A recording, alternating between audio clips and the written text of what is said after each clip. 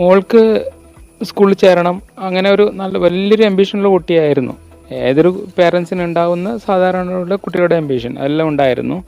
പിന്നെ മോൾക്ക് ആ സ്കൂൾ ചേർന്നു. അതിനുശേഷമാണ് അതികഠിനമായ നടുവേദനയും തലവേദനയും അനുഭവപ്പെടുന്നത്. നടുവേദന എന്ന് വെച്ചാൽ അസഹനീയമായ നടുവേദന. അതായിരുന്നു ഡേ 1. കുറച്ച് ദിവസങ്ങൾക്ക് മുമ്പ് കണ്ണൂരിലുള്ള ഒരു കൊച്ചു പെൺകുട്ടി, ആ പെൺകുട്ടിയുടെ മരണ വാർത്ത എന്നെ വല്ലാതെ ഞെട്ടിച്ച് കളഞ്ഞു എന്നുള്ളതാണ്. പലരും ആ ന്യൂസ് അറിഞ്ഞു കാണും. അതായത് ഈ പെൺകുട്ടി മൂന്നാറിലേക്ക് ടൂറ് പോയതായിരുന്നു. അപ്പൊ അവിടെ പോയ സമയത്ത് ആ റിസോർട്ടിൽ സ്വിമ്മിംഗ് പൂൾ ഉണ്ടായിരുന്നു. അപ്പൊ അവിടേക്ക് ആ കുട്ടി കുളിക്കാൻ ഇറങ്ങിയതാണ്. അതിനുശേഷം 3 മാസം കഴിഞ്ഞപ്പോൾ ഈ പെൺകുട്ടി മരണപ്പെട്ടു എന്നുള്ളതാണ്. കുറച്ച് ദിവസങ്ങൾക്ക് മുമ്പാണ് ഈ പെൺകുട്ടി മരണപ്പെട്ടത്. വളരെ ഞെട്ടിച്ചൊരു മരണമായിരുന്നു അതെന്ന് പറയാതെ വയ്യ. അങ്ങനെ ഈ പെൺകുട്ടിയെ പോസ്റ്റ്മോർട്ടം ചെയ്തു. അപ്പോഴാണ് കാര്യം പിടികിട്ടിയത്. എന്താണ്? തലച്ചോറിൽ അമീബ. ശരിക്കും പറഞ്ഞാൽ അപൂർവങ്ങളിൽ അപൂർവമായി അമീബകൾ തലച്ചോറിൽ കാണപ്പെടാറുള്ളത് എന്നുള്ളതാണ്. എന്തായാലും ഈ മരിച്ച പെൺകുട്ടിയുടെ അച്ഛൻ മാധ്യമങ്ങളോട് സംസാരിച്ചിട്ടുണ്ടായിരുന്നു. നമുക്ക് എന്തായാലും അതൊന്ന് കേട്ടു നോക്കാം. മോൾക്ക് സ്കൂളിൽ ചേരണം അങ്ങനെ ഒരു വലിയൊരു അംബീഷനുള്ള കുട്ടിയായിരുന്നു. ഏതൊരു പേരൻസിന് ഉണ്ടാവുന്ന സാധാരണ കുട്ടികളുടെ അംബീഷൻ എല്ലാം ഉണ്ടായിരുന്നു. പിന്നെ മോൾക്ക് ആ സ്കൂൾ ചേർന്നു. അതിനുശേഷമാണ് അതികഠിനമായ നടുവേദനയും തലവേദനയും അനുഭവപ്പെടുന്നത്. നടുവേദന എന്ന് വെച്ചാൽ അസഹനീയമായ നടുവേദന. അതായിരുന്നു ഡേ 1. ഡേ 2 വോമിറ്റിങ് സ്റ്റാർട്ട് ചെയ്തു. Day 3 headache. പക്ഷേ ആൾ കൂളായിരുന്നു. പക്ഷേ പിന്നെ എന്നിട്ട് നമ്മളിവിടെ ഉള്ള ഒരു ക്ലിനിക്കിൽ കാണിച്ചു. അപ്പോൾ ആ ഡോക്ടർ ഇൻസ്ട്രക്ഷൻ ചെയ്തത് നമുക്ക് നിങ്ങൾ നടുവേദന ഉണ്ടാകുമ്പോൾ ഒന്ന് കെയർ ചെയ്യണമെന്ന് പറഞ്ഞു.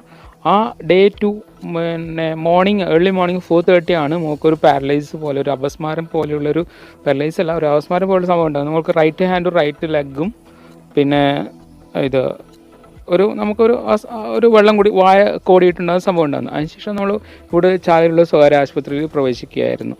കോഴിക്കോട് നിന്ന് ഈ മരണം സംഭവിച്ചതിന് ശേഷമാണ് ഇത് അമീബിക് മസ്തിഷ്ക ജ്വരമാണെന്ന് കണ്ടെത്തുന്നത്. കാലിക്കറ്റ് എത്തിയപ്പോൾ അവിടുത്തെ ഡോക്ടറാണ് സ്ഥിരീകരിച്ചത് ഇത് മേ ബി. കാരണം he's very aware of Nipah and all the ഡെസ്കിൽ അവർ ഇൻക്ലൂഡ് ആയിട്ടുണ്ട്. ക്രിട്ടിക്കൽ കെയർ ഉള്ളൊരു ഡോക്ടറായിരുന്നു. മോള് ജനുവരി 28 സ്കൂളിൽ, ഇവിടെ നമ്മളെ കണ്ണൂർ ജില്ലയിലുള്ള ഒരു സ്കൂളിൽ നിന്ന് ടൂർ പോയിട്ടുണ്ടായിരുന്നു. അപ്പോൾ ടൂർ പോയപ്പോൾ അവിടുന്ന് ഒരു മറയൂർ എന്ന സ്ഥലത്തുള്ള ഒരു ലോഡ്ജാണ്. ഞാനത് അവിടുത്തെ ഹെഡ് ടീച്ചർ എനിക്ക് മെസ്സേജ് അയച്ചിട്ടുണ്ടായിരുന്നു. അപ്പോൾ ഞാനത് ഒബ്സർവ് ചെയ്തപ്പോൾ അത് ഒരു പൂള് മാത്രമാണ് അത്.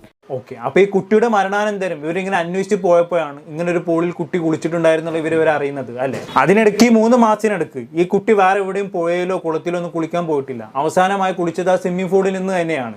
അങ്ങനെയാണ് ഈ റിസോർട്ടിലെ സ്വിമ്മിംഗ് പൂളിൽ നിന്നും കുഞ്ഞിന് അമീബ വന്നത് എന്ന് ഇവർ ഉറപ്പുവരുത്തുന്നത്. എന്തൊക്കെയാലും വല്ലാത്തൊരവസ്ഥ തന്നെയാണ് അല്ലേ. കാരണം അത്രയ്ക്കും ആക്റ്റീവായി നിന്നിരുന്ന ഒരു കുട്ടിയാണ് ഈ ലോകത്ത് നിന്നും ഇവിടെ പറഞ്ഞു പോയത്. രോഗങ്ങൾ ഉണ്ടാകും, അതൊക്കെ സ്വാഭാവികമാണ്. പക്ഷെ അമീബിക് മസ്തിഷ്ക മരണം എന്നൊക്കെ പറയുന്നത് വളരെ അപൂർവമായിട്ടുള്ള ഒരു രോഗമാണ്. ഇതിന്റെ മരുന്ന് പോലും ഇപ്പൊ കണ്ടുപിടിച്ചിട്ടില്ല എന്നുള്ളതാണ്. എന്തായാലും ഇതുമായി ബന്ധപ്പെട്ട് ചില ഡീറ്റെയിൽസുകൾ നമുക്കൊന്ന് നോക്കാം. കാരണം നാളെ നമ്മുടെ കുടുംബത്തിലും ഇങ്ങനെ ഒരു രോഗം വന്നേക്കാം. ഭീതിയിൽ ആഴ്ത്തിക്കൊണ്ടിരിക്കുന്ന ഒരു രോഗമാണ് ഇതെന്ന് പറയാതെ വയ്യ. ഈ ഒരു അസുഖത്തെ കുറിച്ചൊരു ബോധം ഉണ്ടായിരിക്കേണ്ടത് വളരെ അത്യാവശ്യമാണ്.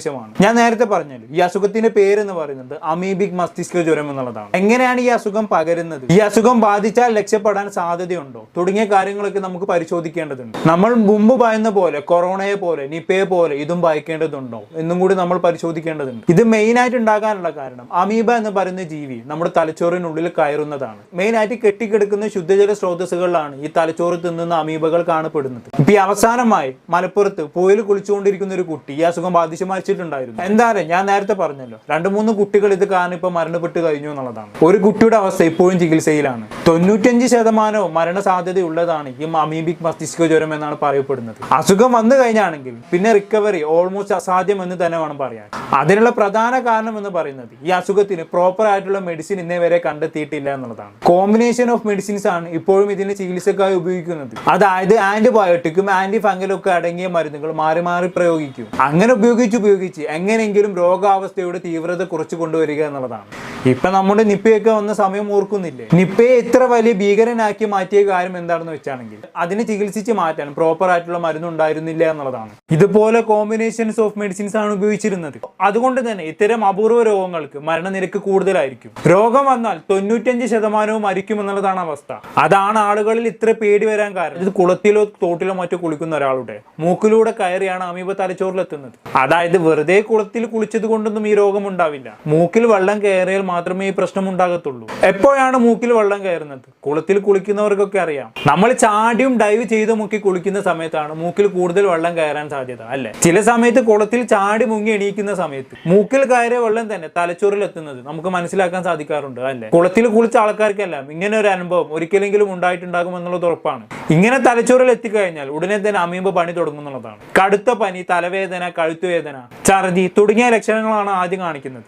പതുക്കെ ബോധക്ഷയം, കൈക്കാൽ തളർച്ച, അപസ്മാരം തുടങ്ങിയ മാരക ലക്ഷണങ്ങൾ കാണിച്ചു തുടങ്ങുമെന്നുള്ളതാണ്. സാധാരണ ഈ അമീബ ശരീരത്തിനുള്ളിൽ പ്രവേശിച്ച് 10 ദിവസത്തിനുള്ളിൽ തന്നെ രോഗലക്ഷണങ്ങൾ കാണിച്ചു തുടങ്ങുമെന്നുള്ളതാണ്. പക്ഷെ നമ്മൾ നേരത്തെ സംസാരിച്ച ആ കണ്ണൂർ കുട്ടിന്റെ കേസിൽ 3 മാസം കഴിഞ്ഞിട്ടാണ് രോഗലക്ഷണം കാണിച്ചത്. അത് അപൂർവമായി സംഭവിച്ച ഒന്നാണ്. ശരിക്കും പറഞ്ഞത് വല്ലാത്തൊരു മരണം തന്നെയാണ്. നമുക്ക് ഏറ്റവും വേണ്ടപ്പെട്ടവർ കൃത്യമായി ചികിത്സ കിട്ടാതെ നമുക്ക് മുന്നിൽ നരകിച്ച് മരിക്കേണ്ടി വരിക എന്ന് പറയുന്നത് വല്ലാത്തൊരവസ്ഥ തന്നെയാണ്, അല്ലെ? ടൂറൊക്കെ പോകുന്ന സമയത്ത് വല്ല സ്വിമ്മിംഗ് പൂളൊക്കെ കണ്ടു കഴിഞ്ഞാണെങ്കിൽ രണ്ടാമതൊന്നും ചിന്തിക്കാതെ എടുത്തു ചാടുന്നവരാണ് നമ്മളെല്ലാവരും, അല്ലെ? ഇങ്ങനൊരു അപകടം അവിടെ പതിയിരിക്കുന്നു എന്ന് നമുക്ക് ആർക്കും അറിയില്ലല്ലോ. എന്തായാലും ഈ അമീബയെ നമ്മൾ എത്രത്തോളം പേടിക്കണം, ഇത് വ്യാപകമായ അസുഖം ഉണ്ടാക്കാൻ സാധ്യതയുണ്ട് എന്നൊക്കെ നമുക്ക് പരിശോധിക്കേണ്ടതുണ്ട്. എന്തായാലും വിദഗ്ധർക്ക് ഇതിനെ കുറിച്ച് എന്താണ് പറയാനുള്ളത് നമുക്കൊന്ന് കേട്ടു നോക്കാം. ഏറ്റവും പ്രധാനപ്പെട്ട സംഗതി, ഇത് പരിഭ്രാന്തരാകേണ്ട യാതൊരു കാര്യവും ഇതിനകത്തില്ല. കാരണം ഈ രോഗം അപൂർവമാണെങ്കിലും അമീബ അപൂർവമല്ല, സർവ്വസാധാരണമാണ് ഈ അമീബ. നേരത്തെ സൂചിപ്പിച്ചു, സന്ദീപ് തന്നെ പറഞ്ഞിരുന്നു, അവിടെ ഇത്രയും വൃത്തിയുള്ള ഒരു കുളത്തിൽ എത്രയോ വർഷങ്ങളായിട്ട് എത്രയോ പേർ കുളിക്കുന്നു, അവർക്ക് ആർക്കും ഒരു പ്രശ്നം ഉണ്ടായിട്ടില്ല. അപ്പോൾ നിർഭാഗ്യവശാൽ ഇപ്പോഴങ്ങനെ ഉണ്ടായി എന്ന് വെച്ച് അതൊരു അപകട മേഖലയായിട്ട് പ്രഖ്യാപിക്കേണ്ട കാരണമൊന്നും കാണുന്നില്ല. കാരണം ഈ അമീബ, നെഗ്ലേറിയ എന്ന് വിളിക്കുന്ന ഈ അമീബ, നേരത്തെ അതിന്റെ ഡീറ്റെയിൽസ് പറഞ്ഞു, ഞാൻ ആവർത്തിക്കുന്നില്ല. ഇത് ലോകമെമ്പാടും പല ജലസ്രോതസ്സുകളിലും കണ്ടിട്ടുള്ളതാണ്. നദികളിലുണ്ട്, പുഴകളിലുണ്ട്, തടാകങ്ങളിലുണ്ട്, പുഴകളിലുണ്ട്, മറ്റേ കുളങ്ങളിലുണ്ട്, കിണറുകളിലുണ്ട്, ഈവൻ ചില നമ്മുടെ ടാപ്പ് സിസ്റ്റത്തിൽ വരെ, ഈവൻ വാട്ടർ ഹീറ്ററിനുള്ളിൽ വരെ ഈ അമീബ കണ്ടുവരാറുണ്ട്. എന്ന് വെച്ചാൽ ഇത്രയും പേർക്ക് ഇത്രയും സാധാരണമായിട്ടുണ്ടെങ്കിലും വളരെ വളരെ വളരെ അപൂർവമായിട്ട് മാത്രമേ രോഗം ഉണ്ടാകുന്നുള്ളൂ. അതുകൊണ്ട് പൊതുജനങ്ങൾ ഇത് കണ്ട് പരിഭ്രാന്തരാകരുത് എന്നുള്ളതാണ് ഏറ്റവും പ്രധാനപ്പെട്ട സന്ദേശം. ഓക്കെ, അപ്പൊ അത് മനസ്സിലായല്ലോ. തലച്ചോറ് തിന്നുന്ന അമീബകൾ എന്നൊക്കെ കേൾക്കുമ്പോൾ വല്ലാണ്ട് അങ്ങ് പേടിക്കേണ്ടെന്ന് അർത്ഥം. ഇന്നും ഇന്നലെ ഭൂമിയിൽ ജനിച്ച ആളല്ലേ ഈ അമീബ. കാലങ്ങളായി നമ്മുടെ ജലാശയങ്ങളിലൊക്കെ കാണപ്പെടുന്നതാണ്. കാലാവസ്ഥ വ്യതിയാനം കാരണം ഇപ്പൊ കുറച്ച് കൂടുതലായി കാണപ്പെടുന്നതെന്നാണ് പറയപ്പെടുന്നത്. മറ്റൊരു കാര്യം എന്ന് പറയുന്നത് കുട്ടികളിലാണ് ഈ അസുഖം പൊതുവെ കണ്ടുവരുന്നത് എന്നുള്ളതാണ്. അതിനും ഒരു കാരണമുണ്ട്. എന്തായാലും വീഡിയോ കണ്ടിട്ട് നമുക്ക് അതിനെ കുറിച്ച് സംസാരിക്കാം. പ്രധാനമായും ചെറുപ്പക്കാരിലും കുട്ടികളിലുമാണ് ഈ രോഗം കൂടുതലായിട്ട് വരുന്നത്. അതിന് പ്രധാനപ്പെട്ട 2 കാരണങ്ങളാണ്. ഒന്ന്, കുഞ്ഞുങ്ങളുടെ ഇമ്മ്യൂൺ സിസ്റ്റം, അതായത് ഈ പ്രതിരോധ സിസ്റ്റം എന്ന് പറയുന്നത് വളരെ വിപുലമായിട്ടുള്ള സിസ്റ്റമാണ്. അതിലേക്ക് കടക്കുന്നില്ല എങ്കിലും അഡൽട്സിനെ അപേക്ഷിച്ച് ചില മാറ്റങ്ങൾ അവർക്കുണ്ട്. അതായത് അത് അത്രയും ഒരു പക്വതയാർന്ന ഇമ്മ്യൂൺ സിസ്റ്റം അല്ല അവരുടേത്. അതുകൊണ്ട് അമീബ നമ്മുടെ മൂക്കിനകത്തേക്ക് കടന്നാൽ പോലും അതിനെ തടഞ്ഞു നിർത്താൻ അവർക്ക് സാധിച്ചു എന്ന് വരണമെന്നില്ല. അതൊന്ന്. രണ്ടാമത്തേത്, നമ്മുടെ മൂക്കിനകത്തുള്ള ഈ ഒരു ക്യാവിറ്റി ഉണ്ട്, സ്പേസ് ഉണ്ട്. ഈ സ്പേസും നമ്മുടെ തലച്ചോറിന്റെ സ്പേസും തമ്മിൽ വേർതിരിക്കുന്നത് വളരെ നേർത്ത, വളരെ ഒരു മെഷ് പോലെയുള്ള ഒരു അസ്ഥിയാണ്. അതായത് നമ്മുടെ ഈ ചെറുനഖത്തിന്റെ സൈസിലുള്ള ഒരു വളരെ നേർത്ത ഒരു അസ്ഥിയാണ് ഈ അസ്ഥി, അല്ലെങ്കിൽ ബോൺ, റിബ്രിഫ്രോം പ്ലേറ്റ് എന്ന് പറയും. കുഞ്ഞുങ്ങളിൽ ഇത് വളരെ സോഫ്റ്റ് ആയിരിക്കും, അതിൽ ധാരാളം ദ്വാരങ്ങളും ഉണ്ടാകും. പക്ഷേ പ്രായമാകുന്നവർക്ക്, അതായത് അഡൽട്സ് ആയി മുതിർന്നവർക്ക് അത് നല്ലതുപോലെ സോളിഡിഫൈഡ് ആയിരിക്കും, കട്ടിയുള്ളതായിരിക്കും.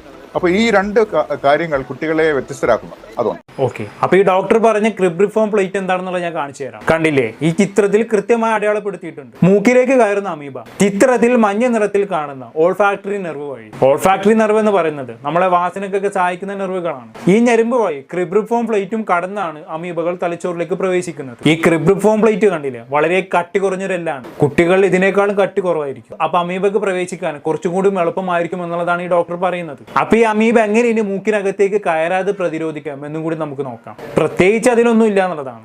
ഒന്നാമതായി, കെട്ടിക്കിടക്കുന്ന ജലാശയങ്ങൾ കൃത്യമായി ക്ലോറിനേറ്റ് ചെയ്യുക എന്നുള്ളതാണ്. നമ്മുടെ കിണറിലും അതുപോലെ തന്നെ നമ്മുടെ വാട്ടർ ടാങ്കിലും ഒക്കെ അമീബ ഉണ്ടാകാനുള്ള സാധ്യതയുണ്ട്. നമ്മൾ പൈപ്പ് വെള്ളം യൂസ് ചെയ്യുന്നത് കൊണ്ട് തന്നെ അത് മൂക്കിലേക്ക് കയറി പോകാനുള്ള സാധ്യത വളരെ കുറവാണെന്ന് മാത്രം. എന്നാലും മൂക്കിലേക്ക് വെള്ളം കയറാതെ പരമാവധി സൂക്ഷിക്കുക എന്നുള്ളതാണ്.